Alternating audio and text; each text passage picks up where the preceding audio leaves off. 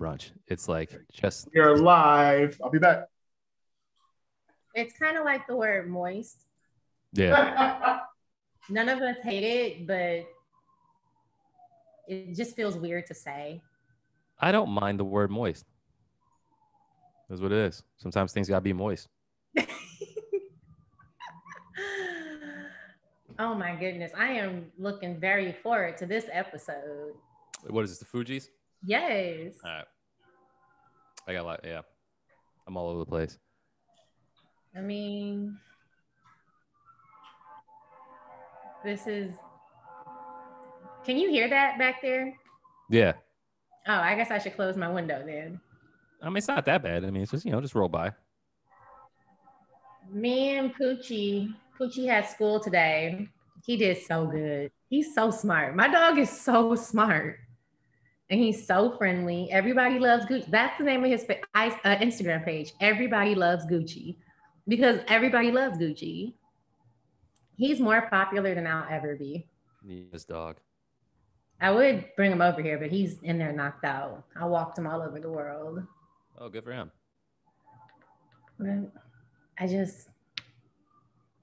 Such a great dog. I'm also not drinking because I decided that while liquor may be vegan, I don't think it's raw.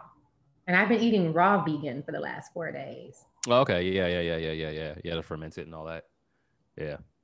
But when you ferment it doesn't get above 106 degrees, does it? I don't know. I mean, because that's gas is involved. Oh, really? Yeah. I thought you put it in a jar and sealed it up. Yeah, I do know what. Yeah, I don't know. I feel like fermenting. I don't know the process like the back of my hand. I feel like there may be heat involved. Yeah, because when people make liquor in their houses, it can explode. I would assume, you know what I mean? I don't know. Or at least moonshine can explode. But I've been doing good. I'm down 6 pounds. I got 3 trips planned with just 3 days worth of PTO banked up. I don't know how this is going to work, but. Where are you going? So Cancun in July for my cousin's wedding. And then Costa Rica for the first leg of my homeboy's 40th birthday. And then St. Martin for the second leg of his birthday. Nice. I can't find, are we live on YouTube right now? Should be live everywhere.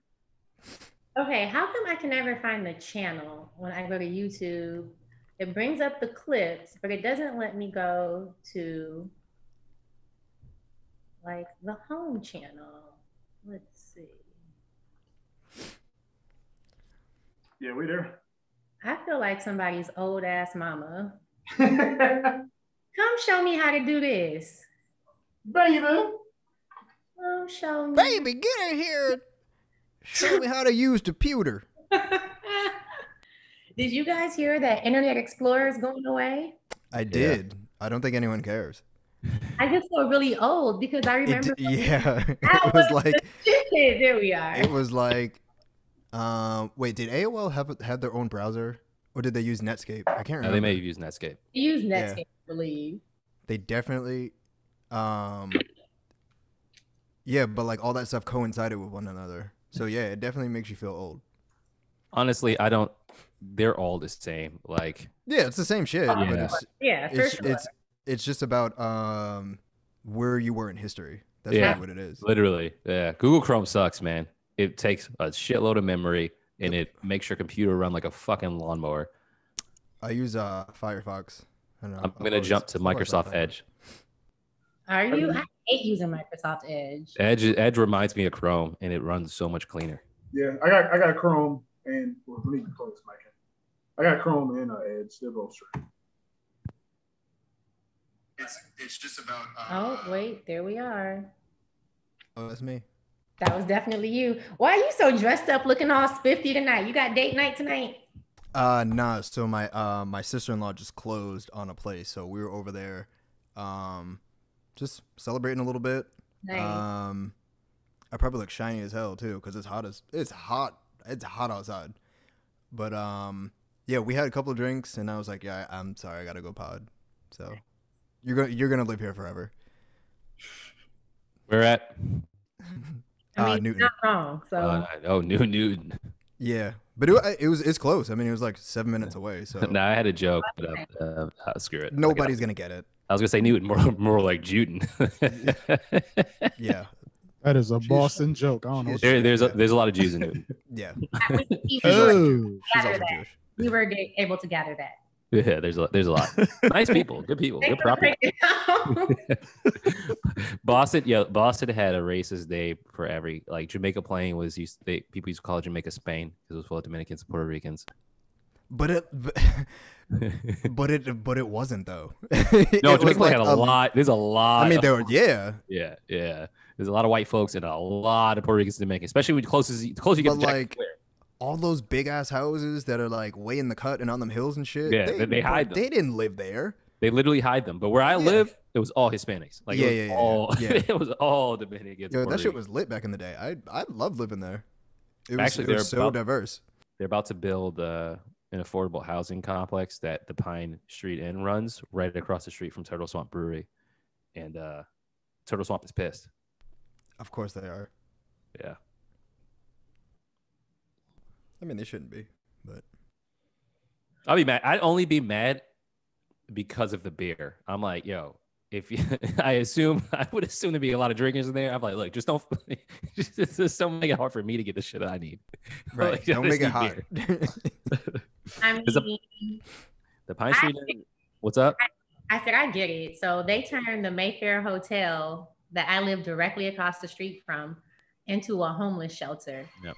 And my neighborhood has changed. Yeah. You know what they could do is they could just provide homes for them, and then they wouldn't have a fucking homeless problem. So Well, beyond providing homes, and we talk about this all the time, especially here in downtown LA, you need to provide services to help people get healthy. oh to help yeah. keep these homes. Because I told y'all, literally, and this is my daily life. I see people tweaking, shooting up. I've seen somebody shooting up in their toes, smoking crack. I didn't know crack still existed, but it does. It definitely, and I've seen crack this week. You know, so getting somebody homeless a house without getting them the mental and emotional support that they need, it's pointless. You know, it's crazy, Alicia. What Skid Row is now, what LA was going through. All other northeastern cities are like just getting there. Boston was nothing like that, but now if you go downtown Boston or like at the edge of Roxbury, Melnia Cass, it's just junkie town, and the cops like, fuck it, it's here. There's a jail over here. There's this over here. We don't give a fuck. Like, it's not by actual people. Let them shoot up. So you'll go there and you're like, bro, like, one of my friends lived over there, and he had just moved from somewhere else over there, and he's like the stuff I would see on a daily basis, like. He told me this one story how someone took, and the way he described it was the funniest thing. He goes, I once saw an actual human shit on my steps. I love the fact that he specified that it was human, but it's just bad. What's up?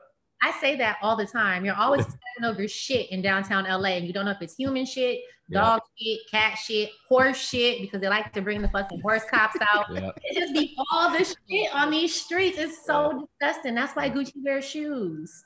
Yeah. DC's getting like that, man. DC's getting full-fledged like it is. Cities. It is. Yeah. It's crazy. They're gentrifying the shit out of that area too, over by Melnia Cass. So, oh yeah. Like South End. That's like primarily why it's happening. Right? But you know what's weird though? If you cross the street, you're by the jail area. It's just that weird industrial park. And Boston Medical Center is right there too. So so if you walk away from Boston towards Dorchester, that industrial park is weird. There's a butcher back there that we always go to, but that's where like shit go down. But it's really just an industrial park. That whole area of town is weird. You're like, bro, why is it? There's a brewery down there too. No, it's a distillery. Difference. Bully Boy's down there. Bully Boy, that's right. It is Bully Boy. Yeah. Actually, I'm never going. Some of their rum. I'm like, y'all send it to me. I'm not coming down there. I'm not going there to get fucking knife raped in my mouth. There was a girl. They had to do a special on that area of Boston, and this girl was down there. She was a functioning addict, hooked on heroin. Right. Her dad went down there with her dog, and he was like, "Yo, we still love you. Well, so, you want to come home? We got you, but you can't do drugs. If you do drugs, you got to stay out here. If you come back home, warm. Don't do it. She goes, and the crazy thing is level-headed. It's just like a level-headed white lady. She goes, damn, don't try this. No, I'll stay here. And Yeah, he was like, what? He was like, what? She goes, yeah, I'll Gotta stay weigh here. her options. And then she goes, can I have the dog? He was like, no. I need to sell it. She's like, can I have the dog though? And they were like, how do you feel though? You just told your parent no. She goes, man, it is tough. I'm really gonna miss the dog though. Like, god damn it. What up, Mark and Kiki? I don't see you, but A-Quil sees you. All right, this sucks because I gotta type and put the damn mic down. I have nothing to hold this thing. Fuck. Wait, where are you again? I'm in Chicago. Like I okay. just got in like maybe an hour ago. And had enough time. Had just enough time to eat and set everything up, and then I left my What fucking. you could do is you could ask your wife just put her arm up for like 2 hours. from her army crawl. Yeah. Only problem is she's still at home though, so it wouldn't work. Oh, okay. All right. I got you. Now I'm here on business. Yeah, I think I got everything else pulled up though. So thank you guys for your wonderful talks. This is the Liner Notes, episode 27. Liner Notes live. You know, you guys already know, we do a podcast that drops every Wednesday, and this week we dropped the Fugees, The Score, aka the Lauryn Hills, The Score. And this is the live follow-up. So we're here today. We got Survival in the building. We got Alicia in the building. We got Joe back in the building after 2 weeks, man. What's going on with you, man? I'm good, man. Good. And we are missing Alibi at the last second. Baby Alibi. He is stuck in an airport in Denver, or at some point he'll get where he's going. And I'm broadcasting from Chicago. So no red light special for y'all tonight. No Dougie this week. Whoa, it's still early, so. It is. Joel, how was your vacation, man? We missed you in the last couple. Arizona's cool. Some flights don't serve alcohol, which is bullshit, which I found out on the flight. Scottsdale's cool. Phoenix is cool. If you're single, you should definitely go hang out in AZ. Good restaurants. Good to be back though, man. Honestly, after like 4 days, I'm like, bro, I gotta get back to DC. I'm not ready. I feel you. I'm not a drive-in dude anymore. I don't want spread out. I'm an East Coast person. I need to be walking around the streets and buy a metro. I don't want to drive ever again, honestly. Did you at least see your people while you was there? Yeah, I saw my boy Kirk Johnson runs a school called the Sounds Academy where they give inner city kids music instruments. They teach them how to play and basically just help them out. He's been out there for a few years. We grew up together. Kirk's and Matt at Pan. Saw Brett. What up, Brett? Brett, we hung out at the hotel. We got drunk, and then I think that was it. Other than that, we were just kind of moving around. That's what's up. Good. And what's in there? Can't you get the Grand Canyon pretty quickly from Arizona? It's hours. It's hours. So it's closer to Vegas, right? Yeah, exactly. It's hours. Yeah. So you drive 4 hours. Like there's plenty of mountains and shit, but all the good ones would be at least a couple hours. And we were just like, I mean, if we were really crazy about it, we would have done it, but we were content with just kicking it. Nah, that's what's up, man. Survival, you were talking earlier. You're all dressed up and spiffy. Was that on live or not? If you want to, I don't remember. My sister-in-law closed on a on a condo today, so she got her keys. We went over, celebrated real quick. The rest of my family's still there, like my wife, my daughter, my mother-in-law still there, so you'll probably see them walking through this door any minute. But yeah, I don't know, it's not that dressy. It's just like a regular like my chest has been out all day, so it's not you know what I mean. Got chest out here. What's happening? I'm not wearing a necktie or anything. We giving away too much before the Patreon and the OnlyFans. Yeah, right. You got to button it up, bro. Yeah, me and you are actually hatless together for the first time, so that might be too much, forehead for at least for me. But a little bit giving away too much. Alicia, how was your week? My week was great. Vacations have been planned. I am excited. I am very excited. Outside is opening up again. Whew, Oh yes. man, it opened up like a motherfucker. I'm very- Where you vacationing? So first one's Cancun for my cousin's wedding. My whole Nice. family will be there, so I'm super excited about that. See my mom's in Cancun. Costa Rica for the first part of a birthday, and then Saint Martin for the second. Oh, you feel it's going down. Yeah, so I've been on this raw vegan cleanse this week. Day 4, feeling good, down 6 pounds because I'm trying to wear as little as possible. What about what about the spirits? Have you been indulging in the? I have not. Okay. I decided that alcohol, while it may be vegan, it's probably not raw. So This is distilled and there's devil magic that happens to get it in the bottle. I don't know, but I've been doing good. So looking good, feeling good. Thinking about meat though, not gonna lie. Thinking about sweaty beefers. Back on that sausage. That came out so terrible. I was about to say. You ready for those hot, sweaty beefers? This is what we call sandwiches. That's what they call sandwiches. Hot, sweaty beefers. Yeah, then like I said, we got baby Alibi over here chilling. I think he did eventually get off a timeout. He was wilding last episode, but it was his birthday, so it was all good. He got his chest out a little bit. Yeah, got to show that little butterfly like collar. too early for that. a little too much, man. I guess that's why he said he was top 10 dead or alive. So Yeah, but yeah, Malcolm, now what you say, Alicia? Malcolm X. Yeah, man. Boys, Huey P. Newton. He was. Him. I don't. You know what's funny? I don't even like remember the point where I like during the pod where I was like, oh shit, yeah, he's faded. Like ultra, like you know what I mean? But it was great content. So might have to post that whole vid. It's up. The whole vid's up on YouTube. Yeah, but plenty of content to chop up over the summer. And then Lisa, you mentioned Malcolm. I want to give a quick shout out, RIP, of course, and happy birthday to Malcolm X. His birthday was on Wednesday. I believe he would have been 96. Yeah, I think 96. Yeah, go for sure. Yeah, there it is. Malcolm in the background.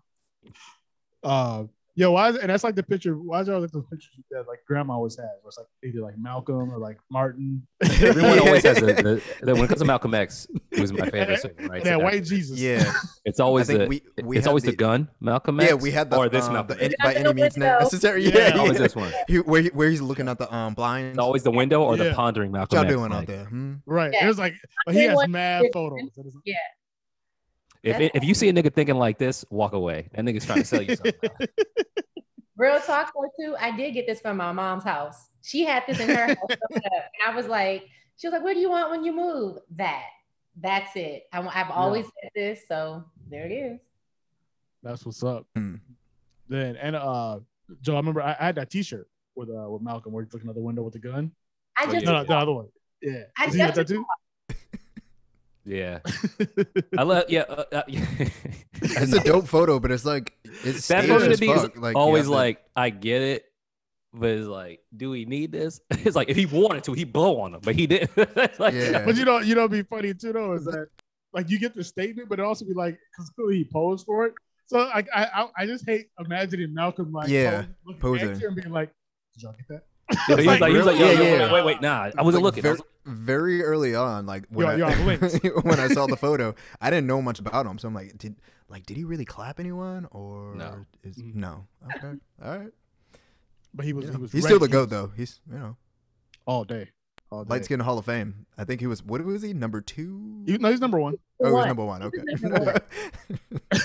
I just wanted to make sure we were framing him correctly. We know guaranteed he was number 1 and Alibi was top 10, not 10. So that's like I guess 2 like top 10 light skin dudes. Yeah, that's what he said. No, you'll have to just watch the replay. He was very thick, but he said he was top. There's no way he's above Matt Barnes or Doug Christie. Yeah, Doug Christie had actual hands. Yeah, I way he's think above I think Matt Barnes is sliding after what Kwame Brown said. No, Yeah, but no, really. there's no way he's above Derek Fisher. Then throw Matt out and throw Derek. in. Well, look, we'll continue this discussion next week. How are you, A-Quil? Did we get to you? No. How are Oh no, I'm good. Yeah, I'm good. I'm in Chicago right now. DJing a wedding tomorrow, so I'm down here on business. So getting in and getting out, OG classic. So and then shout out to the homie. He's at like a split level house, and like the actual bottom part is like his own separate unit. So in here like he Airbnbs it out, so it's pretty cool. But it's one of the homies we performed with Pierce Forum back in the day. We used to do a few shows in Iowa. So shout out to the homie, got another connect. So we'll definitely be back down again to see him and the family, like to actually like visit. They just happen to also go out of town too. So I was like, oh damn, I ain't seen you in years. And when I actually come in, you got a dip, but open this home to me. So appreciate it. So yeah, man. Other than that, it's been good. Like Alicia said, outside's opening up. So this weekend's crazy. Like next weekend's going to be insane. So yeah, we got a lot to figure out. I had my mask off a lot this week. Yeah, me too. Yeah, which is great. Yeah. Feels good. It's still kind of like some of y'all I don't know. So I'm still gonna throw it up real quick. Like, dab. Like I don't do like I think we talked about this before, but like, is there anything else y'all feel like you can't go back to now? No. Are you back to like full on high five? I never honestly. People just nasty, dog. Time I just wash my hands. They've been nasty. Yeah, I just yeah.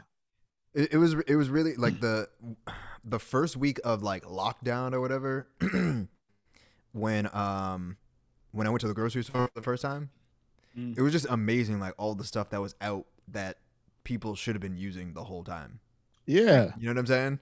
right? Like like y'all just now using Clorox wipes after shit been around for mad long. Okay, all right.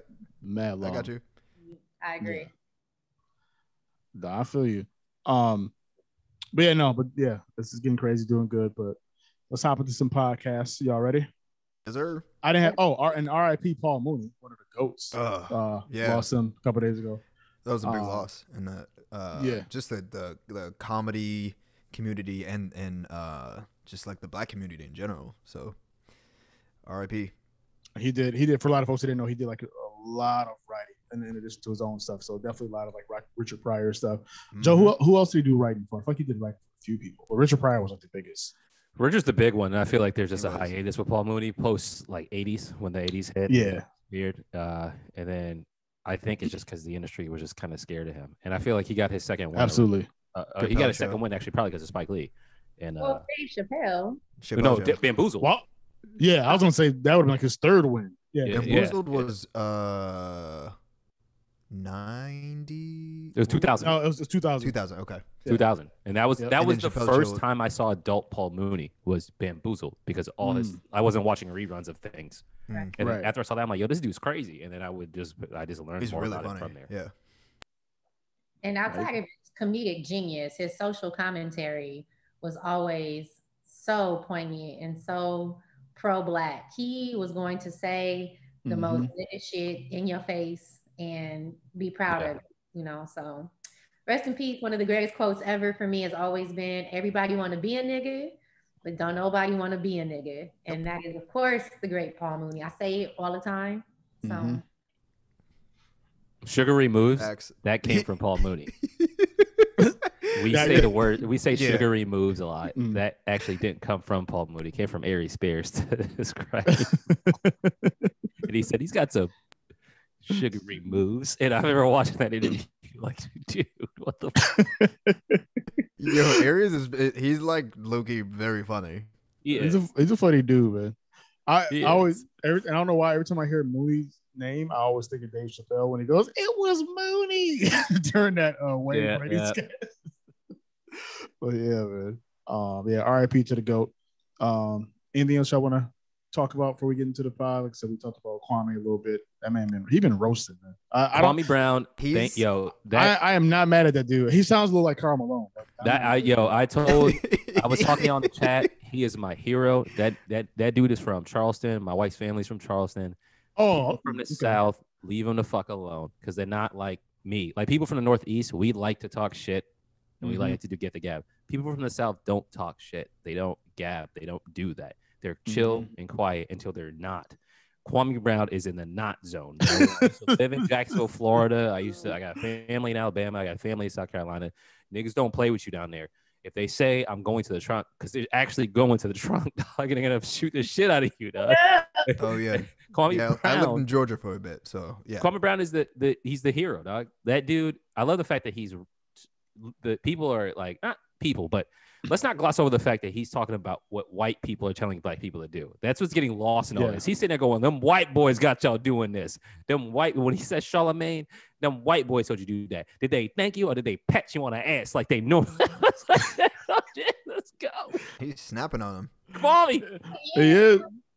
Charlemagne actually took up for Kwame. Charlemagne was like, I know his history. I know his family. These niggas don't play when they snap. Oh, that's right. He's from but the response Kwame said was like, my dad cheated on my mother. So these other people you're talking about aren't the people I grew up with. They're from his dad's other family. So Kwame Brown said, literally the things you were saying on the Breakfast Club, I didn't even know.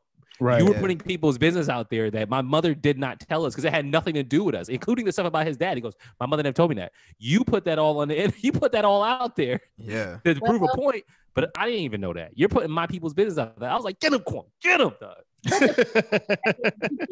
You can't speak on somebody else's personal life and then get mad when facts. You can't do that. No. You can't do that. You can't say, oh, well, all y'all got is basketball jokes, which I still stand by my statement. And all you are is a basketball joke. He's cannabis? He is cannabis of basketball. But outside of that, you can't talk about Matt Barnes' family and his personal history and then get mad when Charlemagne talks about yours. We can't. Oh, he didn't get mad. He just clapped back. I'm saying it's all clap back. This is what I like. Men knowing that there are consequences for the shit that you say. Like when we were growing up, comedians used to be able to say whatever they wanted because they could always say I'm a comedian. And same with sportscasters. Now because of podcasting and the internet, everyone thinks they're an analyst. So we have people like academics, we have people like Joe Budden who say crazy shit in Charlemagne, and then back up and go, wait a second, it's just for this show. And I'm like, bro, Alicia, growing up, if you told a dude who was sorry at basketball that he was bad at basketball, he would punch you in the face, even if he was bad at basketball. And people have been telling Kwame Brown he's been bad at basketball for 20 years. Niggas die over that shit. Kevin Samuels. Yeah, Wiley. What's up, Alicia? That should be his punch in the face, though. I made millions. But that's the thing. But you can't really say that to them because they did too. Male ego never, like, you can do your best to suppress male ego. You can do your best to suppress it. It's crazy. At some point, that's what I was saying, though. That's what I was saying on Slack. I'm like, dog, he's a millionaire. And they're being so petty about this shit. Like, he's living, I mean, as far as I know, I haven't looked up Kwame Brown's like wealth status or anything, but he's I assume he's doing pretty well. Right. But have y'all heard the clips he's mad about, especially when it comes to Matt Barnes and Steven Jackson? They are the most small, because I told you, I watch All the Smoke faithfully. Right. So I was like, I don't understand what he would be mad at them about. Gilbert Arenas, absolutely. Gilbert Arenas talks a lot of shit. That's what he does. He's no chill Gil, whatever. They literally said, when they were talking about the Mark Gasol, Kwame Brown trade package, and Jeannie referred to it as a 2-player package. Stack said, no, that's really just a 1-player package. Yeah. You mad, bro? You mad? Yeah, because here's my thing, though. Here's my thing, Alicia. They know each other. So I think the difference is we're seeing this as Spencer goes, yo, just deal with it. But if I played with you as a teammate, you played and if you ain't calling me trash in my face, but you've been calling me trash or not around me, people get punched in the face for that. And it's like the last straw, right? Because they've been making Kwame Brown jokes for like a decade. At this point, you know what I mean? Like, and even he's kind of in on a joke for a second, like, yeah, I'll call myself a bust, whatever. Ain't nobody busted this level, but I get it. I'm #1 pick, bust. Yeah, Michael Jordan punked me, whatever, blah, blah. Like, not that he's saying that, but these are all the jokes that go out. Yeah, me and Kobe scored 82. You know, when Kobe had 81, he had 1. So it's like, you get it, but then sometimes it's that one last thing. It was like, you know what?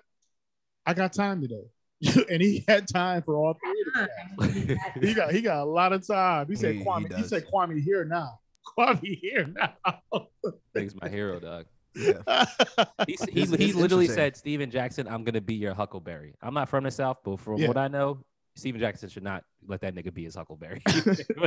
Yo, I like that I was listening to Bomani's podcast, and he had a good point where he was like, it's funny to think that if you would ever talk about one person calling out 3 basketball players, you would think it'd be nuts for that person to be calling out Gilbert, Steven Jackson, and Matt Barnes. Yet, as this is flipped, it's like you wouldn't think it'd be Kwame, and now it's like I believe Kwame though. I believe Kwame will like fade all 3 of these dudes. That dude is not playing. Also, though, Matt Barnes and Steven Jackson are basketball tough. Like basketball players aren't scary, dog. There's a difference. Do you remember when Matt Barnes drove from Sacramento to?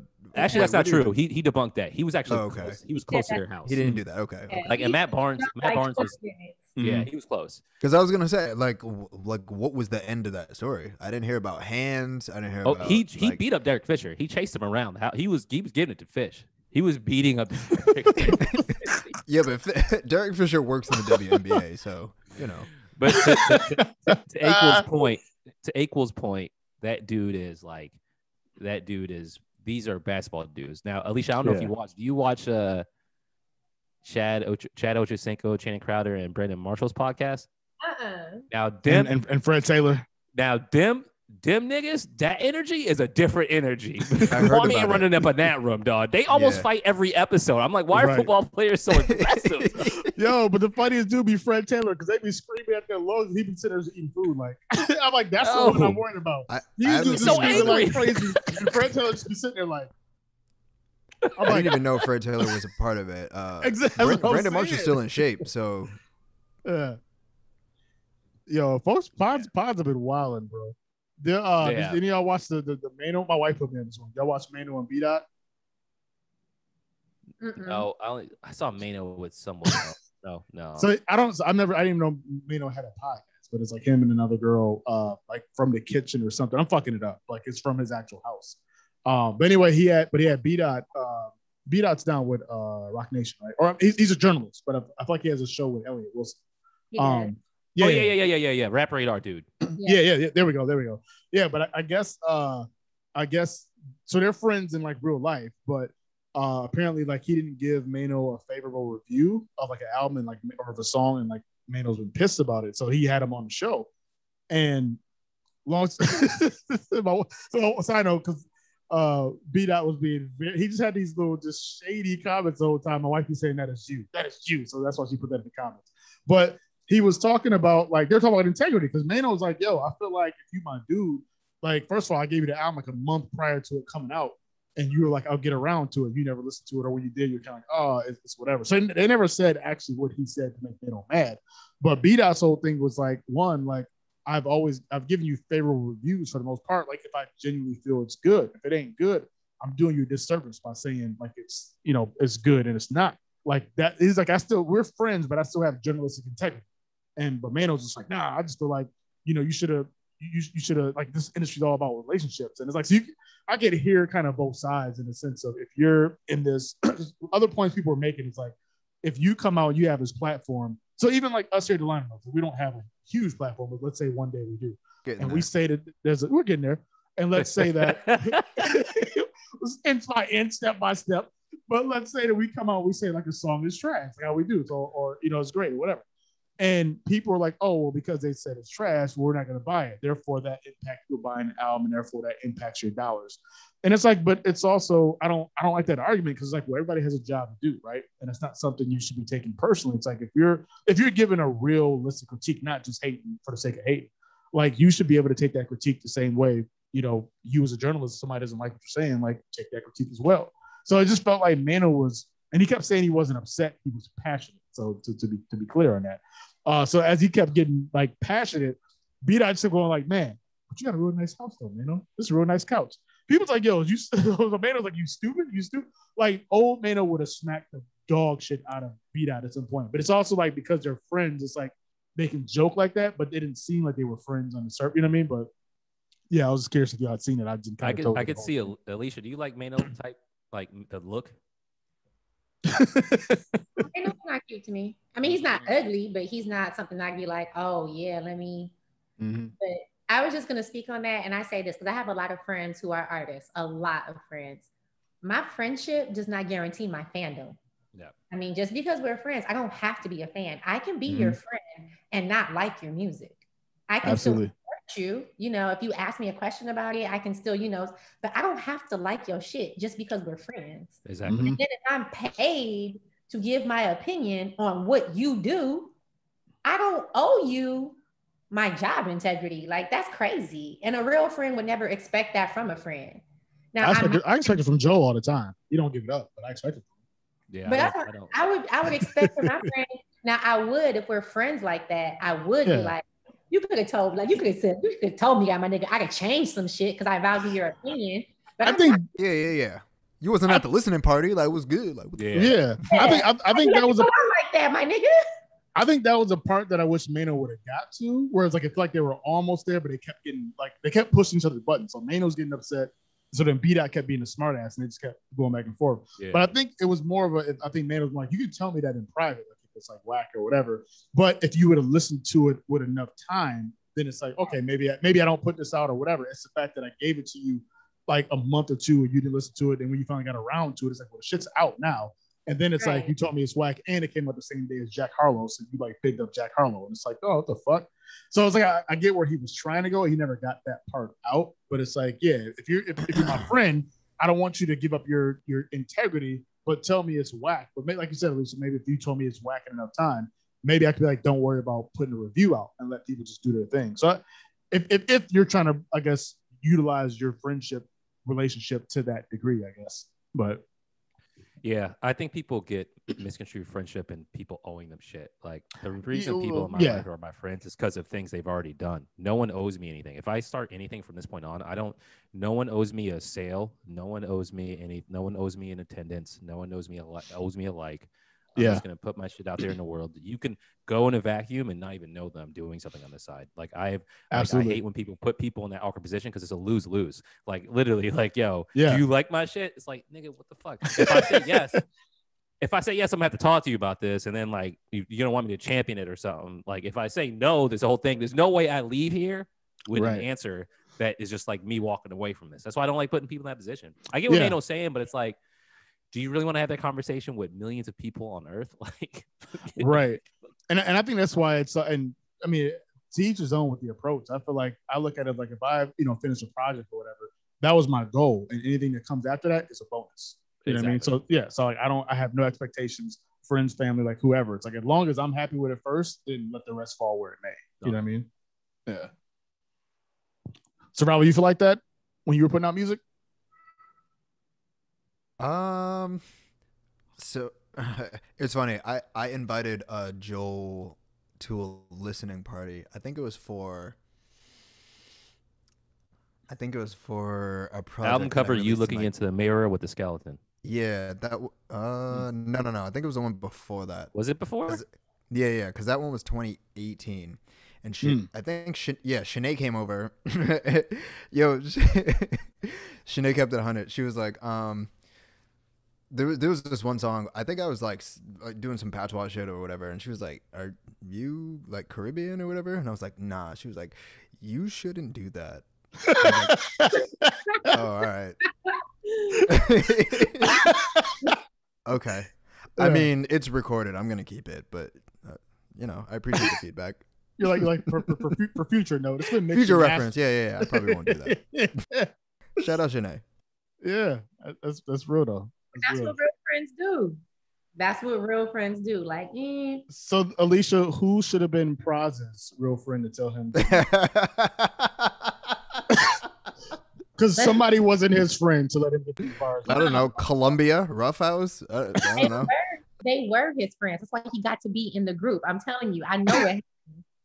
There was a talent agent that wanted to sign Lauren, and Wyclef and Pras were there. And she was like, these my homeboys, they rap too. And they got signed because let's just jump into lyrics.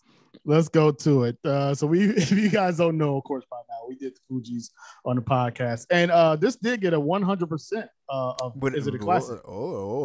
We did 100%. The score by the Fugees. We didn't do Blunted on Reality. Let's make that very clear. Because Blend Out Reality would have not got a classic nor a 100% classic poll rating on IG or Twitter. So we did the score. It did get a classic by us. So yay us. And I didn't. Alibi's not here to go through all the stuff of what were the favorite songs. I'll just say all the hits.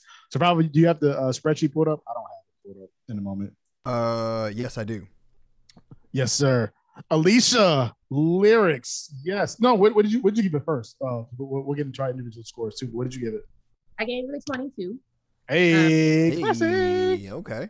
Did we all give it classic? No, Joe, you didn't give it classic. I gave it Joel did not. 22. Did I get? No, What I you gave gave it? it 21. 21. You gave it 21. Oh, I'm happy. 21. Yeah, and but the rest of us gave it 22 and up. 22 and up. Yeah. Alibi gave it a 23. I gave it a 23, and you gave it a 22. For sure. Yeah. Yeah, so I listened to the pod when I was driving down. So I listened to it this week. So when you had put that quote, Alicia, about Pras being there, I really forgot who said it. But I was laughing. And then folks have hit me up about that quote, and I was like, oh shit, I didn't think about it. It's Survival that calls it out. He was like, oh, you just said he was there. And I was like, he was, my bad. But that shit is funny. I mean, it's true. Yeah. Yeah. You ain't lie. We'll see, but we're not Pras' friends, so we can say that. So. But yeah, Alicia, lyrics. what was your favorite part? Favorite highlights? Every time Lauren raps, I mean, every single time she opens her mouth on how many mics, on Zealots, on Fugees Live, on every song, on The Mask, on The Beast, every time she gets to rap, without them, lyrics are a 5. I mean, He murdered that shit. They knew it though. They talk about it on Zealots. That's the thing. I don't feel bad for giving it a 3. I know Alibi had said on the podcast that he felt like a 3 was a little low. I'm not going to say a 3 is low when Wyclef himself is acknowledging the fact that other reviews from Blunted were saying, oh, she needs to leave them. They cannot rap. Man. And nothing got better. I mean, and she spazzed on that too. And that's when it was like majority rap. It's funny. I feel like I wish we'd have knew more about them during that time, because she was spitting on like these albums, and you're already seeing her kind of transition on this album before Miseducation. You know what I mean? Yeah, Joe? I think my cousin had that. And I mean, it was cool. It was like, it wasn't like complete cheeks. It was just like not it. You know what I mean? it was real backpack rappy, but it was basement backpack rappy. But backpack rappy. But Lauren is still going in. Like, I find it funny that she's the only female rapper to come out with a crew of men and never have her pen game tested questioned, never have her pen questioned as who's writing her rhymes, because her rhymes are so much better than theirs. I'm curious what Kiki gave the lyrics. Oh yeah, Kiki, what'd you give lyrics? She gave the overall score of a 20 for the album. 20? Yeah. Kiki, post your metrics. I can see. I'm not sure I'm mad at that yet until we get the breakdown of what everything is. Yeah. We waiting for the breakdown. Oh, and I'm sorry. Shout out. We're streaming on, as you guys always know, we're streaming on Facebook, Twitter, Twitch, and YouTube. So Kiki, she's on Twitter. Of course, we got the homies Wiley. I think my wife. They're on Facebook. The homie Bausch was on Facebook for a little bit. A couple people watching on Twitter. Twitch. They're not commenting, but I see you. Kiki says she gave lyrics a 3. Was it because of Mr. Missa, or I'm gonna need you to elaborate on that? I mean, yeah, I remember I said that in the pod. We gave lyrics a 3, but it was a 5 for Lauren, 3 for 3 for Wyclef, 1 for Pras. Did we all do rap? Like, I don't even. Them niggas can't rap. They were ones. They're ones and twos. Pras is a 1. Yeah, Wyclef is a 2. Yeah, like 2. And then it just averages out to be 3. Exactly. 5. Lauren's a 5, bro. Yeah. Them dudes are bad. There's no one running back to any Pras or Wyclef verse in their life and going, I got it here. Wyclef go, this was a robbery that we did last week. I've never seen anybody like, yo, put on that part. Turn the other parts off. Yo, somebody in the chat, do me a favor. Post your favorite Wyclef or Pras verse. Give me some Wyclef non-chorus quotables. There's one. That's funny that you said that because I was thinking that same thing. And the only reason people like this bar, I think, is because of Lauryn Hill. She ad-libs to it, but it's the Buffalo Soldier. Don't touch the red light, ready or not, refugees taking over. Yeah. Wyclef has 0 verse quotables in his entire career. Every time I hear someone yell a Wyclef song, it's the hook. Go dance a go. Someone please call 911. What's up? The are you the YMCA? What's song? Gone to November. Like it's never a verse. Like no. That verse on that November shit. No, it's always the chorus. It's always the chorus. Where did we lose? You turn around and cry. I don't know. My family came home. No, he's gonna go look for a Wyclef. Oh, gotcha. He's still here in he's looking for a Wyclef quote from a verse. Yeah. I'm not... I gotta go upstairs and get my acoustic guitar out, and then finish the pod. This is the epitome. This album is the epitome of male privilege. Like, I did everything in my life to ensure that these two niggas would never work again when this album came out. Like, it was just, it like after hearing it, Lauren's voice. By the way, and I said this on the podcast, I think she's the greatest female MC ever. And I don't even think it's close. Yeah, she's just like the greatest.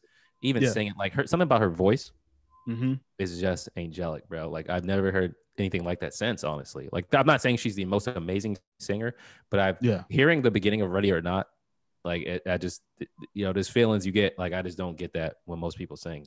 Her voice was pure too, because that's like that's not like in the heyday of auto-tune. And pitch correction and all that stuff. So like that's just vocals.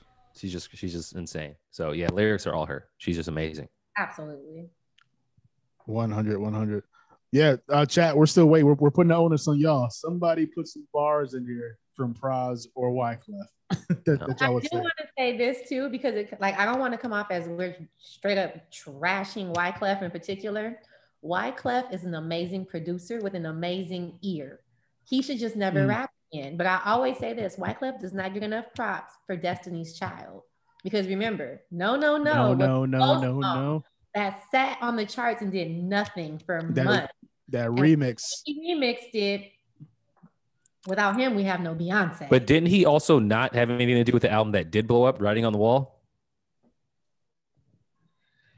I only know him for that one song. Yeah, exactly. The album was see, they got a little taste, and nigga was like, we can't keep doing this. And they went to Writing on the Wall with Bills and Boo. Oh, all I'm saying though is that no, that was such a huge first hit for them. Yeah, it was a good rep for him. So we can't. I'm not gonna act like Wyclef don't have an ear for music, for talent. He can produce, but oh my God, he should just Brown. Kind of though, because what I was about to say, Cannabis was Wyclef's thing, and he literally ruined that for the world. Ruined him. He ruined it. He fucking ruined him. He ruined it. He ruined it for the world. Cannabis was like neck and neck with DMX in, I want to say 1997. When I heard them on mixtape shit, when I heard them on singles, I was like, oh shit. Oh, he was higher than DMX. This motherfucker's about to be big. Yeah, because he rapped better. Cannabis was the first thing I remember for non-album hype in my life. Every other artist that came out before, he had one of the craziest runs in a year of just like features. Exactly. Everyone else was. He was probably like the highlight of that Trash Firm album. I thought. No. The best part of the Firm album was boop. Not a Sesko. Who this? I was like, oh, that's voicemail. Yeah, I love that song. I love that song. Shout out to the phone feature on. Shout out to the phone feature in the song. Like, no, they're rapping like their own phones. I like this. I love that fucking song, bro. Yo, I was gonna jump into this later, but it don't matter. We can jump all over the place. Because to your point of Cannabis, I was gonna ask, who do you? Because Joel talked about this on the pod, how it was like this was like almost the beginning of something, and it ended up being the end of something. They never put out another group album after this. So, but they all have gone on to do different things. Who would you say has had the most successful career post Fugees? Because you could say, Lauren dropped Miseducation, and then she went away. She took care of her family. Then she dropped the Unplugged album, which people either super love, like me, or super hate, like a lot of people. Like, there's no middle ground with that Unplugged album. and she only rapped on like 2 songs. She sang like the entire, like 95% of it. She sang. You know, that's it. Wyclef went on to produce a lot. You know, I think it's probably technically Wyclef. I would say. And I say why. You go first. I'll go first. No. You go. Go. And I'll say this because I think I made this argument for the Miseducation being the greatest rap album ever. Is Lauryn Hill still sells out venues? She dropped 1 solo. We don't pay to hear her do the unplugged. We pay to hear her do 12 songs that came out in 1998. We pay the money even though she may or may not come out. We don't know. She might come out 2 hours late and give us 15 minutes, but we still take that chance. I just saw Lauryn Hill like 2 years ago with her at the Hollywood Bowl. I'm not pulling up to a Wyclef anything like that. I'm not pulling up to a Pras. I'm not watching them on TV like that. Like Lauryn, you're not pulling up for Pras, Ghetto Superstar 15 years later? Pras is in the rear. Like he had that single, but he also didn't he like defraud like Obama's campaign fund or some shit like that? No, he gave a lot of money to Obama. And yes, he did, but like he did it in like a weird they were just and he got off. They were just trying to find ways to throw him in jail off that. Obama actually got him off of being kidnapped. He was kidnapped by Somalian pirates, and Obama actually got him out of that jam. Oh, there we go. Okay, because he had donated so much money to him. But why was he getting kidnapped? He wanted Pras shoots documentaries. Pras actually shot a documentary in Skid Row where he lived. That's right. I read about that. Skid Row for it's like 2015. Yeah, he lived in Skid Row, shot a documentary, talked to people, interviewed folks, and he did the same thing for the Somali pirates. When he went over there, they just kidnapped him. Damn. I'm not saying that Pras is not successful. It's all relative. Yeah. I agree with Alicia. It's Lauryn. If it's only Wyclef, if you want to just talk about like sports analogies, where like, oh, he's been doing this for this long. But in reality, the Miseducation of Lauryn Hill is one of the greatest albums, period, to come out of all time, like across all genres. Like that shit won every Grammy. Like it was fucking phenomenal. I was a teenage boy listening to Miseducation. That album was not for me, my nigga. I'm not supposed to be singing Everything Is Everything, but I was singing Everything Is Everything. You were singing X Factor, Joe? X Factor, nigga. Don't do it. Cry for me, nigga. I'll play that shit right now. Sounds crazy, dog. I have to say though, and it still stands up to this day because after y'all know the podcast that's off my music week. So of course, after the score, I went right to the Miseducation, and I probably played that album about 5 or 6 times this week because it's still. I'm out here rapping loud with my headphones because I walk everywhere. I live in downtown. Me and Lauren was getting it this week, y'all. If we rated that album, I did this in my mind. Like if we rate it, lyrics 30, 50, replayability 79, impact 103, production 4. But other than that, it's a pretty perfect album. It's one of the greatest albums ever. It's an amazing album, bro. Care for me. Still pay money. We know all of the things we know about her not showing up, her having funky attitudes. She can't even do the original version. Nobody even cares about that. Nobody cares. Nobody cares. Yo, I seen her a couple years ago too. She killed it. I was like, I'm good. I seen her one time. She showed up on time. I'm there. I'm straight. Yeah. We're not even talking about the Fugees anymore. She's like a unicorn. But so that's why I wanted to bring it back though, because would you guys watch an actual reunion? Like when they did the reunion on Chappelle's show, I thought it was cool for a second. The block party? Yeah. They had a little reunion. I thought it was nice to see them together. Yeah, no, I really, really like this album. It's just we're watching it to see her. I think what you're asking is, could you do the score and just do all of Lauren's song / verses, and that would be way better. That would be way better. And it's Alicia. This is why I almost knocked this album. Like, I think musically it's a great album. I'm glad this album's a classic, but a lot of this is put in Lauryn Hill. I'm not running back for any of these niggas. I'm not going. If you told me to play something from Lauryn Hill, I'm probably starting with Miseducation of Lauryn Hill and then playing the songs where she tore it up on the score. Not even to say that the other songs where there's a lot of Wyclef Pras are bad. They're not bad. It's just the fact that she's so goddamn amazing that when she made her own album, I didn't need you niggas no more. She was the first Beyonce. No, I never. It's not even I don't need you niggas no more. It's I never needed you niggas. I never needed you niggas. Yo, as soon as I saw Sister Act 2, I knew she was the one. I knew it. Yeah. Oh yeah. So Wyclef is Fucking gone great. longer than November is what you're saying. Damn. Tight Did up. Kiki ever get back to you with the score breakdown? Oh no, Kiki. You only put 3 for lyrics, so we want the rest. Oh, of the okay, ranking. all right. She's on par with everybody else. Yeah. So where you want to go next? What we do? I mean, Production. whatever. Yeah, sure. Production. At least, would you get production? You shook your head already. No, I gave it a 5. Okay. I gave it a 5. I think this is a really, really, really, really good album. Mm-hmm. I mean, there's skits, but at least they're at the end of songs, so I can skip them when we get Chinese to them. skit. Okay, they gotta go back and take that shit off of Spotify and all. That shit's terrible. It's so bad. It's so bad. Like it's not even that like I'm a sensitive, person and I'm offended. It's just not good. Like it doesn't need to be there. Honey, it's not. It does nothing for the It album. adds no value. Tried hard. Yeah. Yeah. I think it's stupid, but you know what? I like it. I believe him. You think I don't know it why. fits? I can knock it down for it, but we just could have done without them, as always. Yeah, I'm only laughing because when Survival freaking the camera off, he was looking like, what? Like, let me cut this camera off real quick. Oh man, what? Well, yeah, I was gonna ask him what do we all give production. I think we're all around 4 or 5. Everyone gave it a 5, but me. Yeah. Oh, Yep. but you. Why'd you give it a 4, Joel? Yeah, I don't think it's 5 production. Like when I like. What do you think it was missing? There are just certain songs that I'm just like, eh. Like what? Describing the pop. There's just certain songs that are just okay production wise, and also I feel like there are songs that are carried by me waiting for Lauren to start rapping or singing. There's lots of them. There are just some beats that are just okay to me. I just thought everything fit for them, and I don't know. It's really difficult to, like.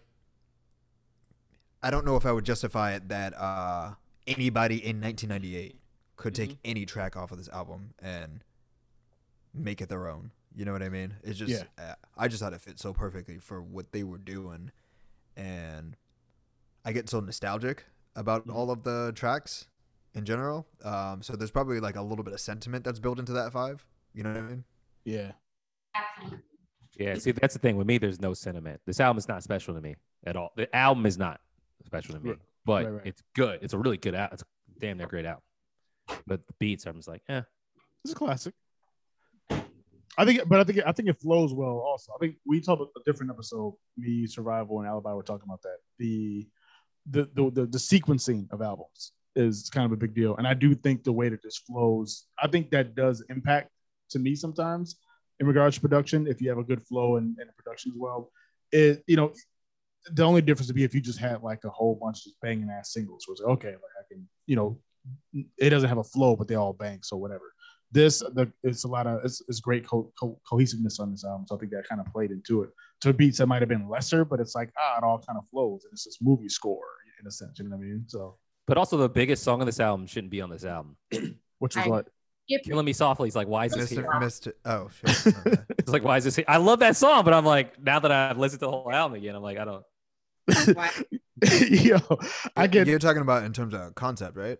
Or it's just here's this dope ass song. They even said that when they were making the album. Here's a dope ass song. Throw it in. I'm like, yeah. One quick side story because I can never hear that song the same. So my wife, she throws events. She hasn't in a while, but she had an event years back. So why are you flexing? What is happening right now? I don't know. Yeah, I saw that too. I'm shouting her out. Shit. Because I throw events too, and they're kind of difficult to do. No, you're flexing before that too, though. So I'm watching that. I'm watching a game. Got you. Yeah. New England's playing. It ain't football season. No, but no. I'm watching playoffs. hockey. No. But she threw an event, and so they had an event where they had a live band. It was almost kind of like a. I don't want to use this as like downplaying because I mean it's a compliment, but it was like live band. They were playing like songs that people were doing like almost like karaoke, but it was scheduled performers, like people who can actually sing their ass off. And so one person Bless that came to the show was Ezra Tuolo. Joe, I think you would remember. He used to play for the Vikings. And he does he sings a lot of like national anthems now, like around for like the Vikings I'll games. be safe. No, listen. So they were doing, the band was playing Killing Me Softly. And he's this big Hawaiian dude. And yes, just like how you said, that's how he was thinking. So he was like, I felt all flushed with fever. I was like, yo, what are you? Yo, if I'm not mistaken, survival. If I'm not mistaken, Edward Tuolo is the first player to say he was gay in the NFL. I promise you, it had to be him. Oh, okay. And people was like, "Oh, that's crazy." But when you would see that nigga in real life, no one had nothing to say. He worked out at the gym that I worked out at when I moved to Minnesota. We'd be like, "Hey, what's up, dog? What's up, dog? Chilling, whatever you want, sir." Yeah. And then he leaves like, "Motherfucker." You see when you looked at me, like he didn't say nothing when he was here. No, the funny he's a super nice dude. Like I've talked to him a few times. Nice, like, he's cool as fuck.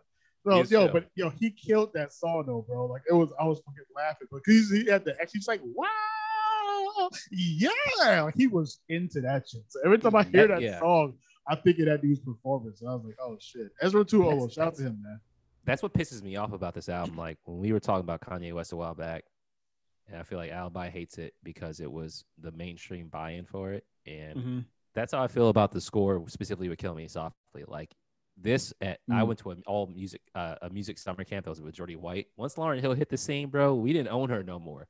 People were coming up to me talking about, yo, you heard Kill Me Softly? I'm like, did you hear Killing Me Softly, dog? I already knew about this, dog. And it was like, that song was on MTV like every second. But that was the third single off that album, right? Yeah, Fuji Law was the first one.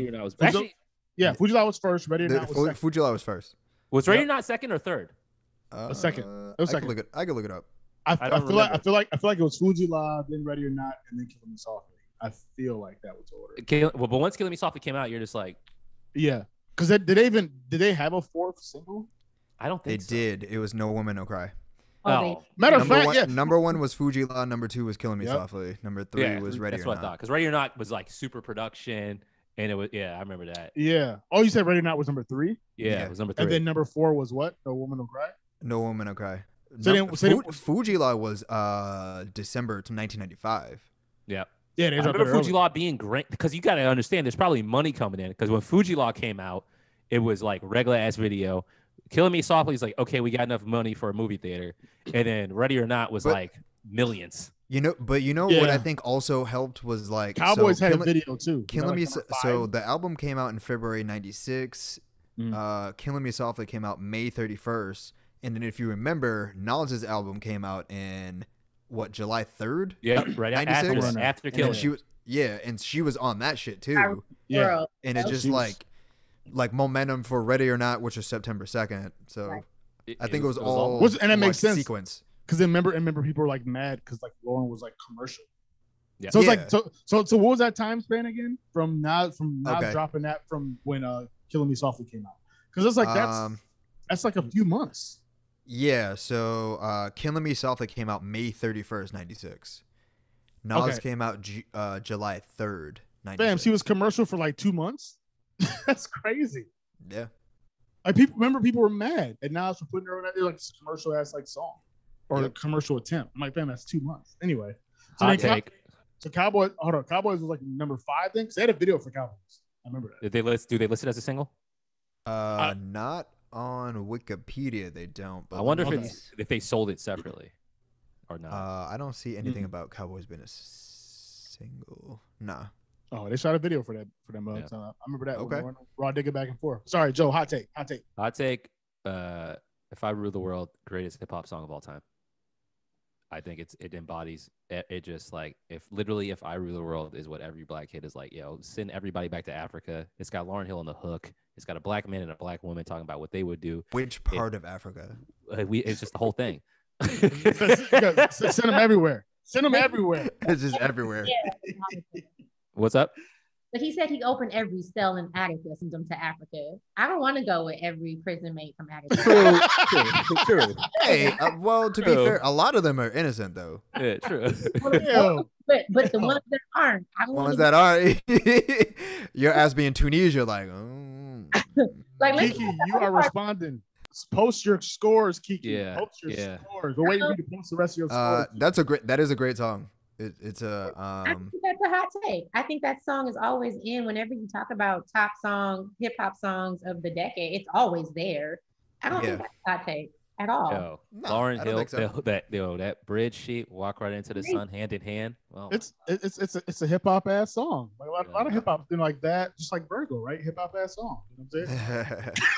Don't ever compare that to Virgo ever. I hate that song. Ever.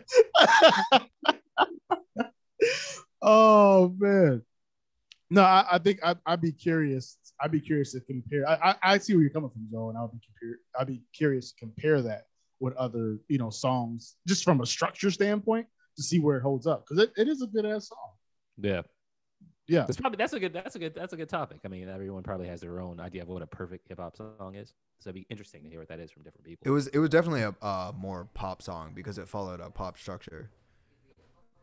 I feel like most rap songs do in general. It's like Yeah. No, I'm not knocking it or anything. Yeah. I'm just saying it added elements that typically you didn't see in rap songs. Like normally it would just be like intro, verse, chorus. Intro, verse, chorus, and then if there was another verse or whatever, and then outro. Mm-hmm. But it added post chorus.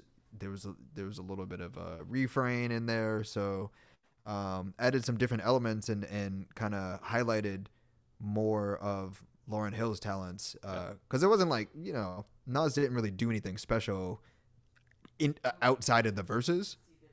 So a lot of her carrying that, yeah. Why do we act like, well, I opened every cell in Attica send them to Africa is one of the greatest hip hop lines ever. So I don't care what else he says on that song. That line alone, that's one of the greatest songs ever. But why do we act like pop is a genre? Pop is simply popular, and I feel like it's not. That's rap, weird, right? But we act like rap and hip hop aren't pop, but they are pop because that is what makes something popular. We are what's popular. Right. So you act like pop is not rap. That is the weirdest thing to me. Yeah. That's a good point. Because popular is not a genre. Popular is a concept. I think,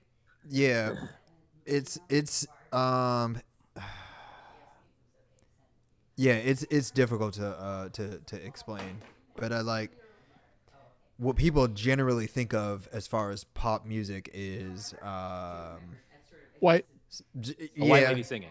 Yeah. Because Lauryn Hill won all of them damn pop Grammys for the Miseducation, but she got she rapping, and what she's singing about even ain't pop stuff, So like, I feel like it's a rap album. I know y'all don't, but I do. That's what I get mad when people were criticizing here and people were criticizing Nas. I'm like, bro, the element that she added to that song made it so much more amazing. Oh shit, Alibi's in the comments. Her hum on the intro of this song is crazy as hell, bro. It's just crazy. The song's insane. Top 10 Dead or Alive was good. He joined us. What up? Lauren's crazy, bro. Yeah, she is, and she's always been a favorite of mine. I think even from the like the really really early days, with the the album that wasn't so good, it was just like you could tell she was special. I mean, you could just tell, and it feels like all they needed was a mulligan. You know what I mean? Like a little bit of a reboot on the score, and she really carried it. She did. If you take her off that album, it's trash. It's not. It's not it. It's not. Literally, if you take them off the album, though, it just gets better. Yeah, exactly. But that's what I'm saying. So where should we go next then? Concept or impact? I thought we're kind of talking about impact a little bit too. Yeah, impact. I mean, it just I mean, that's a 5. It can't not be a 5. And I tried to argue this. That's Like, why I'm trying to see what Kiki gave it. Alicia, you gave it a 5, right? Absolutely. Oh, okay. this impact to me could have been a 4. Like it's I don't know if this album resonates in the Black community. It like because we're like cause here's what I mean by that is this: when the album came out, everyone knew about it and everyone knows about the Fugees. But how does this album resonate with the Black community over time? And I just think it's way more subtle than we give it credit for. I don't think this album stands as strong as other big time albums that came out in the 90s. Maybe not album wise, but I think singles wise, I think you can put Ready or Not on at any Black event. And like you said, we're all back, we're singing, everybody like I mean, I guess I can see it for, but I would argue that this impact was. I understand your point. Because I think we argued this on the pod, but then we're also not seeing the lens of people that so we were all born here, right? I was born in Boston. Everyone was born in the U.S., but like there were factions of folks that actually live here that weren't from here that got touched because they were actual, they were expats, transplants, whatever you want to call it. Like not necessarily refugees, but they identified with them. So, like I think we're discounting that aspect of it. I don't think I can go any lower than 5. I honestly put it this way: All Eyes on Me came out the same year. Those are 2 different type of 5s. Yeah, you know what I'm saying? And I'm like, I'm not beefing when anyone gives it a 5. Yeah. Yep. No, I get it. Yep. No, absolutely. But I think it's just a different style. I feel like if you played Cowboys, it's not going to be as nostalgic as playing the 6th best song in All Eyes on Me. No, you would. You know what I mean? Like it's just this nostalgia. That's a bad comp though. But not even competency. I think Cowboys would be better than the other songs. I just straight nostalgia that you'd be like, yo, I remember this more than I remember that. That's better. I enjoy the score more than I enjoy All Eyes on Me. The score is a better album. Yeah, it's just better music. But I understand your point about it. That's because and we talk about this all the time, and folks, get ready for a detailed breakdown as far as scoring is concerned, but like let's get it. Impact is really, really amorphous. Like it's really nebulous, and there's some stuff that like we may give a 5 that's really like an 8. You know what I'm saying? But it's like it maxes out at the score that we give it because that's just the scoring mechanism that we give it. Mm-hmm. So it's just interesting. But no, again, no one's wrong giving this album a 5 for Impact. It's just what it is. And this album prepared us for the miseducation. The prequel, right? This is literally like, how, I don't know. You said this is a prequel? It is. Like I think so. I think it is. So if this is a prequel, then is Blunter in Reality like the joint you do like in your crib by yourself? That's the high. I don't know. Production. It was like a demo. It was a demo, honestly. That's a demo. Oh man. Demo, and then it was so like underground, backpacky, yeah, grungy, yeah. Shout out to Vocab and Nappy Heads though. Those 2 songs go. I would like to know Black women's relationship with this album as opposed to the Miseducation of Lauryn Hill, because as a man, I want Miseducation, and again, it ain't for me. Like X Factor is literally about niggas like me. You fucking up.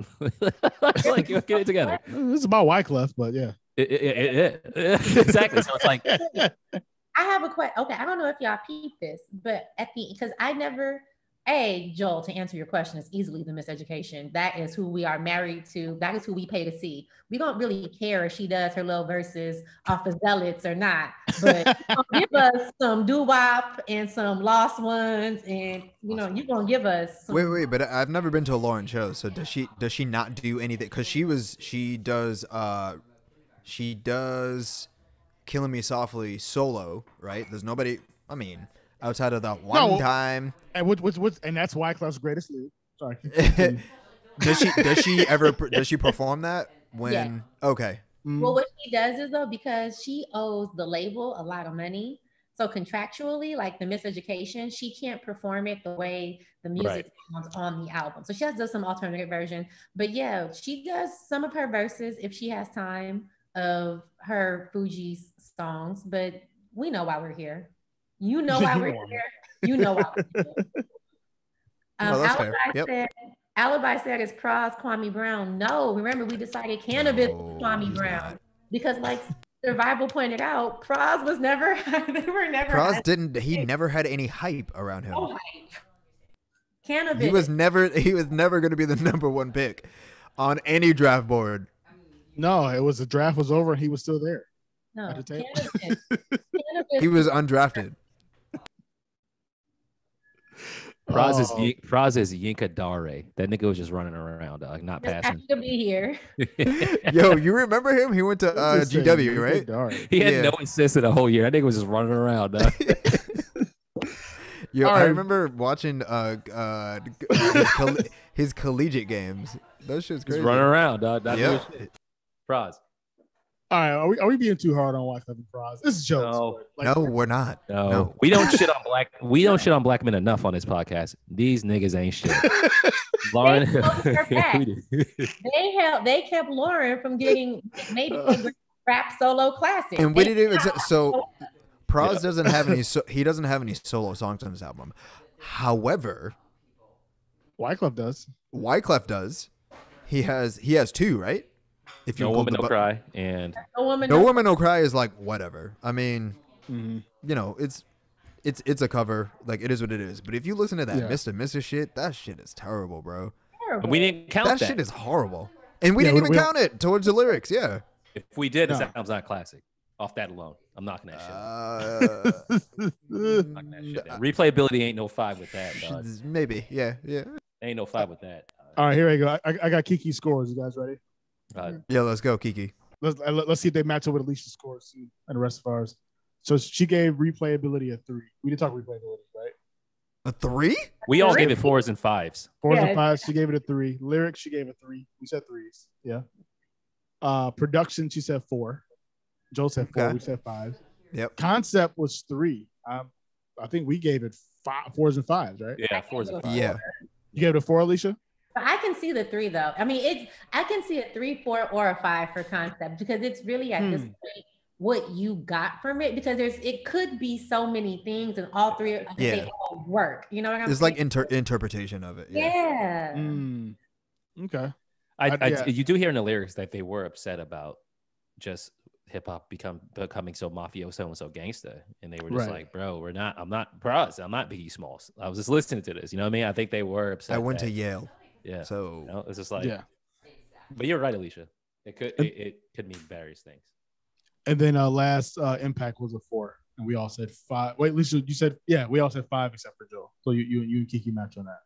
No, I gave it a 5. No. He gave it a 5. I couldn't even. Oh, you said you could make a case for a 5. I couldn't bring myself to do it just because of, you know what I mean? It's like, even the point I'm trying to make, I remember Killing Me Softly coming out. I remember you couldn't go anywhere without hearing that song. And it crossed races. It crossed everything. And it wasn't just that song. Lauryn Hill alone was everywhere, bro. Everywhere. So it's like, I mean, let's be clear. When we give this album 5s, we're giving Lauren the 5. It's Lauren. Lauren. Yeah, I think it's people. Always Lauren in this album. It's always Lauren. Everyone understand that. Yeah, people don't understand. There has to be a Pras or Wyclef fan. I want someone to defend me. We can't do it. We're not doing a good job. Somebody come defend these brothers. Y'all don't understand. Like, it's this is like when you call a girl, you're like, yo, you coming to the party? She's like, yeah. You're like, word, all right, I can't wait to see you. And it's like not even a party. It's like you and your boy at the crib, like, word, yo, they coming over, about to get in, word. And then she show up with her 2 ugly ass friends, and you like, what the fuck? You're like, all right, yo, do me a favor. Yo, you entertain this one. Go talk to them. Come on, dog. Go talk to him. Go talk to him. I did this for you. You did this for me. Go talk to him. You like, all right. You got to take one for the team. Somebody got to take it for the team. Now I took it last week. Go talk. Yeah. Let me talk to Lauren. No, man, let me talk to Lauren. No, you got Lauren. Yeah. And that's what this was. It's like that. Pras and Wyclef were taking one for the team. It's like I don't even I don't want to get in the habit of bashing people for working to put together art because they all put creative input into this clearly, right? But People don't understand Oh man. when this album came out, the effect. Can that be a topic? I'm sorry. At the end of this topic, Yeah. we got to take one for the team. Yeah, Okay. Finish your point though. People just don't understand the impact Lauryn Hill had on all of our lives. Like Alicia said it perfectly. She made that one album. If Lauryn Hill came out tomorrow and said, "I'm releasing another album," and reference miseducation in any way, so y'all making an album. You could think of this as like this. I'm going to buy it the moment. I'm not even talking about streaming it. I'm gonna buy that shit, hard copy. Well, we also want to support her in her tax endeavors. NFT. Exactly. Yeah. Like she changed our lives. Yeah, changed our lives. They changed our lives. Baby Alibi in the comments said the Fugees transcended race. First rap group with 2 safe black guys. And my wife and Kiki are cracking up at Joe's scenario. Lulz for Joe. Lulz for Joe. Are they the first safe black group? No, Tribe Called Quest is pretty safe. I would have thought PM Don. PM Don and Tribe are very safe. There's some safe ass niggas. KRS-One came and kicked them off the stage, bro. No, they don't count though, because you have to be rap fans to know PM Dawn. Yeah, okay. The white kids in Edina was not bumping. They know PM Dawn. No, that's not fair. They probably know Tribe. Yeah. But you're probably right, Alicia. They definitely knew Tribe. Know that they might. But we know that they know for a fact who Lauren and these other 2 guys are. Yeah, you're right. Plus, they're not. No, I Die Without You was huge. Didn't we say on the Tribe podcast that Q-Tip wanted to put hands on Tupac, but he didn't? Yeah. Right. They were upset about something, but Q-Tip wasn't going to do safety first. I think you're right. I think Alibi's right. Like it's one of those. They walk in the party and the white kids are like, "Hey, what's your name, Pras? Oh man, that sounds powerful, bro. What's that mean, bro? Oh, it means warrior." You want a beer? Oh man, Pras, man, where you from? Oh man, Haiti, bro. That's cool, bro. Like I remember that one time I donated to Haiti, bro. Yeah, man. That's in the islands, right? So not. Yeah, I knew that. See, I knew that. Oh man. Let's go back. I think, or is there anything else we missed on the 5 that we want to cover here? I do want to go back to, and I'm not trying to shit on Pras, but when you brought up Ghetto Superstar, hold on. We go to Ghetto Superstar for everybody but Pras. It just happens to be his song. But we're Maya. We ain't ODB ad-libbing on that. Like, we're not doing anything with Pras on that song. Nobody's there for Pras. Hot take. It's his song. Probably hot take, the worst hip hop song of all time. Not really. I don't think it's the worst, but give me a song worse than that you will hear. That's song. Survivor. Why you panning? Why you panning? Pan it back. Yeah. Give me a song worse than Ghetto Superstar. That's one of the worst hip hop songs I've ever heard in my life. You said it one more time. Give me a song worse than Ghetto Superstar. I you know what? I'm just gonna go out on a limb. That's the worst hip hop song I've ever heard in my entire life. Any song, Bulwark soundtrack. That movie was trash too. Any song that wasn't second round TKO on Cannabis's album is probably worse. No, that song had Pras rapping verses. We're just Joe. We're just talking songs that were released like it's a single, like a big single, right? Like, yeah. Like clearly there's like bad. Okay, so I'm trying to think what were other popular, and that song was everywhere. So I'm trying to think of what were other songs that were like in that caliber, everywhere. The main person we don't care for. You're third on your own song. That's crazy. Matter of fact, 4th because Halle Berry was in the video. There are so many other reasons to go to that song. The song's so bad. That doesn't even count as a defensive Pras because he's not there. He doesn't have to be there. We gotta find some way to defend this man. Come on. He said exit your show like I exit the turnpike. I'm trying, man. I'm not trying hard, but I'm trying. I can't think of one. So Joel, you might be right. I mean, it's the worst hip hop song I've ever heard in my entire life. ODB that blew up that big. I'll keep thinking. I like Maya on it. Like, what are we doing here? What is going on? Why is this song so popular? What if I said Country Grammar was a close second? Nah, Country Grammar is nowhere near as bad. I think we're gonna. I hate that. Grammar. Yeah, chat. You let us know what's the worst song we got a Uchiwali was the worst hip hop song. I love Uchiwali. Yeah, Who would Uchiwali's say straight. that? It's I straight. like Uchiwali. It's I straight. love Uchiwali. Who would say that? Well, Kiki said it. No. Oh, Kiki. Are you with me? Puff, come home with me. What was come home with me? I think is that the one with Drake? I thought that was the name of the CD. There was a single. Oh yeah, that's the name of this. That's no. Oh, I that's the think name of the Black album. No, Friday. it's He said, I want to bite you. I want to. Home with me. come with me. I said come home. I think it came. Come with me. Come with me. Yeah. Puff? Yeah. But I don't feel like that would have been as big. That for what it was worth, that song was big. So I'm like, what was in that same stratosphere? I don't know. Yeah, maybe it had to be a Nelly or Eminem or Ludacris song. Yeah, that's Somewhere. what I feel like. I mean, big popular. Bad rap era. Bad. Mhm. Bad. Or if you get into the bias of like if you didn't like the down south, like white tee era, like bless you, or like the snap music era, then I guess you could find something in there. The only other song, popular song that I think is worse, that could be worse, is "This Is Why I'm Hot" by Mims. So, Ooh, Yeah. Gotcha. Oh, the Godzilla song. Oh, what was it? the come with me. Da-da-dum. oh, yeah, no, that's not as bad. It sucks, but I don't remember that. it's, yeah. Drama, left, right, Mims was left. bad. No, I No, wouldn't say that's a classic song. left, right, left. Song's classic. Hold up. No, I like that. I like that. Yeah. ATLANTAGA. That's where I stay. To the spot. Yeah, you're out of here for that one. Yeah, whoever said that, you gotta go. Oh, hold on, that's my wife. Hold on, relax. Oh, my bad. Yo, relax. You gotta, yo, be careful. It's a divorce. Yo. Be careful, yo. Look, y'all talking about she can't. Look, y'all gotta be like, I ain't gonna be here no more. Yeah, y'all ain't gonna be here. It's a wrap. Yo, what's the best hip hop song like that where you like actually learn how to spell stuff? Yeah, he spelled Atlanta and that. You got of course Webby Independent. What's some other spelling? What's some other spelling hip hop songs? EPENT. Do you know what that means? So I can't think of anything off the top of my head. That's it. Those are it. Yeah, that's probably it. I don't like spelling. I don't like spelling in Like in songs. rap or in general. Just no. I'm a big fan of spelling in general.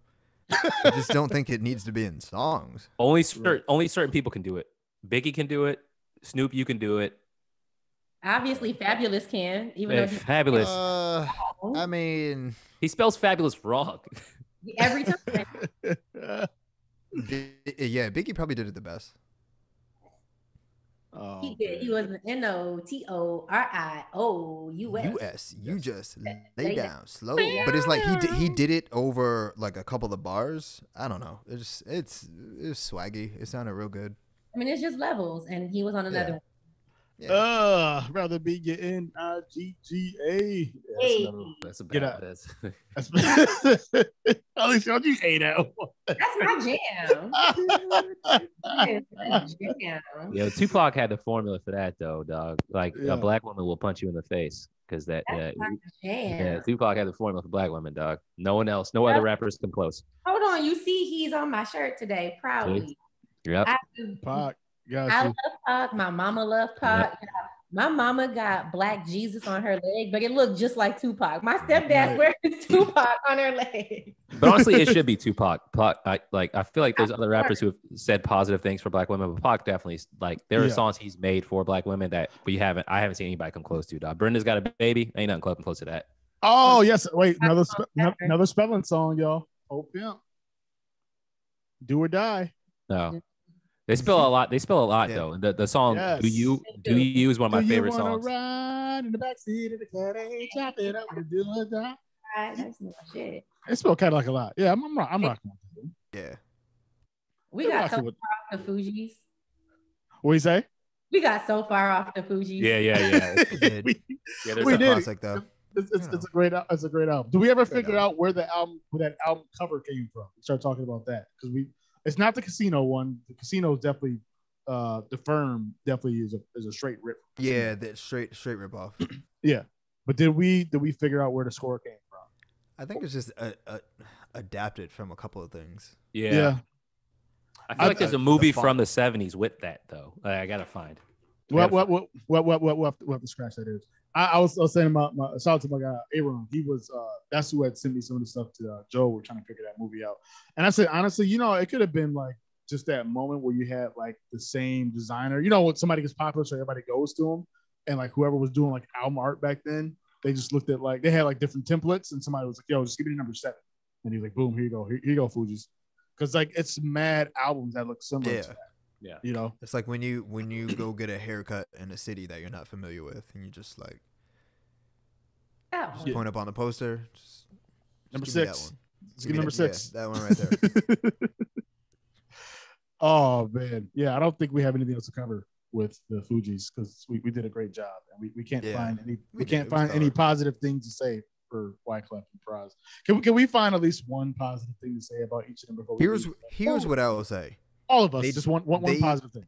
They did their thing, whatever you interpret that to be. They played their roles nicely. Yes. They played their roles very nicely. They were like Bill Wennington and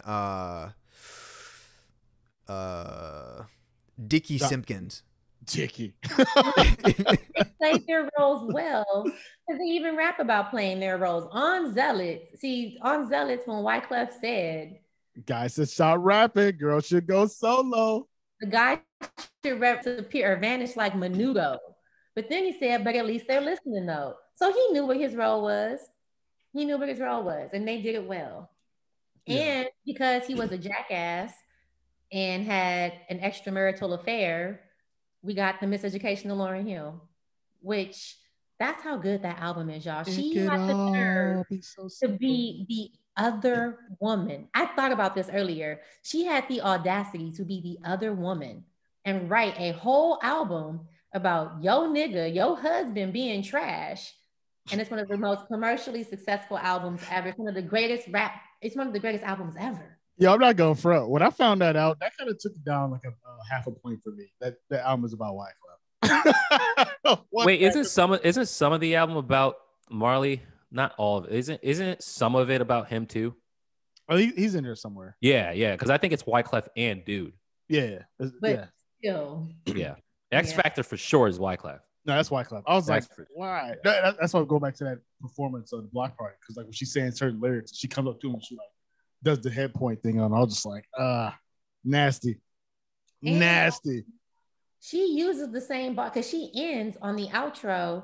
I loved real, real hard once, but the love wasn't returned. Found out that when I would die for it, wasn't even concerned. She says that on the end of the score. And then she runs that same bar back on Miseducation with I used to love him, now I don't. So again, I love Lauren, but that is some audacity. She was young on the score too. Wasn't what was she, 20? That's why he was calling for somebody to call 911. Someone please call. Joe had something positive to say on the podcast. He said that Pras being the villain in Wyclef's video for Staying Alive was pretty dope. Yeah, I'm done talking about these niggas. That video was good. It is what it is. I tried. Some people are just fortunate to have talented friends. It is what it is. Yeah. It is what it is. That's life. Yeah. It just is. Well, all right. Let's go back to the wingman conversation real quick. Then we get up out of here. Alicia, I want to know when's the time that you had to be a wingman where you were like, I cannot believe she got me this goddamn situation. I'm gonna ride out for you because my girl, but we're gonna talk more. All the time. I'm never the friend to bring. I hate. Don't bring your friend for me, cause see, I'm my mouth is real slit to begin with, and I'm already hard on men.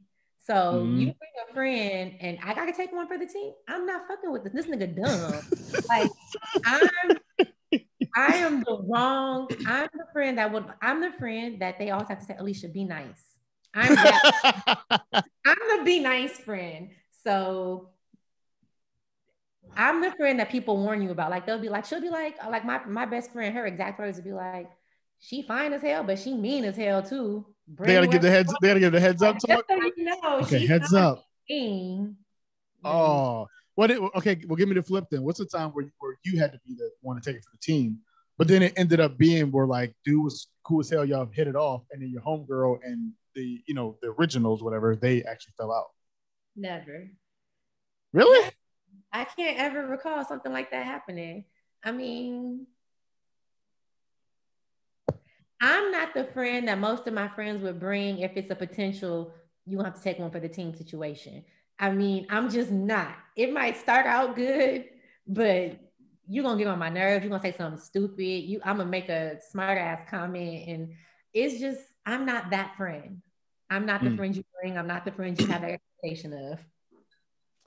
Interesting. Joel, was there ever That's a time? Was there ever a time you went out when it was you and two other people and you had to be the prize of the group and take one for the team? That always happens. We're men. There's always it just is what it is, man. We Like, we rotate. Women are haters. So like it is what it is. There's always one girl who has to care what other women are doing with their bodies. You're like, why does this concern you? Of any, like, is she safe? I don't care. My friends are hooking up. I don't care. Who cares? So no, that always happens. I think that always happens in most relationships with men as they get older. That's what it is. Gotcha. Survival, I'd ask, but respectfully, yeah. Yeah, she's right here. Respectfully. Respectfully. Can't dig into those stories right now. I was waiting for her to pop over like. We definitely want you to be married tomorrow. So. But yes, yeah. Exactly. So we've all been young. Yeah, we have. So we'll end those stories right there. we're a safe-ish podcast. Safe-ish. Anyway, yeah, we're done with this. Next week, definitely gonna run this one back too. Like, what were you saying? 1 hour and 30 minutes. Okay. In the meantime, we are. Or I'm sorry, I meant to say. With that said, there we go. That's the segue I was looking for. Next week we got coming. Because we're talking about wingman stuff and all that. That means sometimes you might end up with somebody who had the ill nana. Segue into Foxy Brown next week. So we did Foxy Brown's ill nana. You guys let us know in the chat if you think it's a classic or not. And then, of course, join us or listen to the album first, then listen to the podcast on a Wednesday. Drops on Spotify. Last review of the year. Yes, we are winding down. So it's the last review album, not our last episode of the season. Not last episode. But it's our last album review of the season. So make sure you catch that. We gotta start hyping it up, because we are now limited edition here. It's limited, so y'all can't just have access to us 2 times a week anymore. You know what I'm saying? It's coming down to the wire. So make sure you are listening. So listen to the Foxy Brown album. Listen to we had a classic in the chat. Okay. Listen to the podcast on Wednesday, and then join us here back on the live. So again, the podcast drops on Spotify, Apple Podcasts, wherever you can download or stream your podcast, except for Tidal. Gucci. And then of course we're streaming live every week on Facebook, on Facebook, Twitter, both of those Lionel 79. We're streaming on our YouTube page, the nasty link, but you can follow us on social media during the week. Also on Instagram, that's always popping. That's also Lionel 79. You can also hit us on our email, the Liner Notes Crew @gmail.com. So that's where we do our conversations. We are down to our last couple episodes of our season, and then we're out of here, y'all. So make sure you join in. We appreciate y'all. Anybody with any parting words you want to say before we get up out of here? Just the deuces. Long live Lauren. Long live L-Boogie. For Survival, for Joel, for Alicia, for Baby Alibi, who did pop up in the comments for a quick second. A-Quil, we're signing off. See y'all next week for the Ill Nana episode. You dig. Peace. Go.